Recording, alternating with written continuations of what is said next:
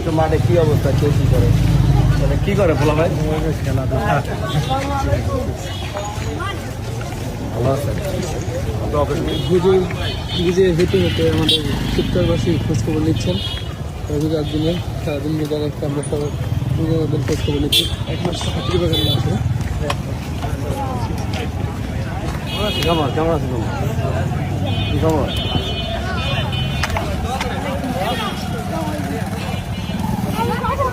সামনে যান ভালো। অবস্থা কেমন আছে ভাইয়া? সবাই ভালো আছো? এদিকে কি অবস্থা? আসসালামু আলাইকুম।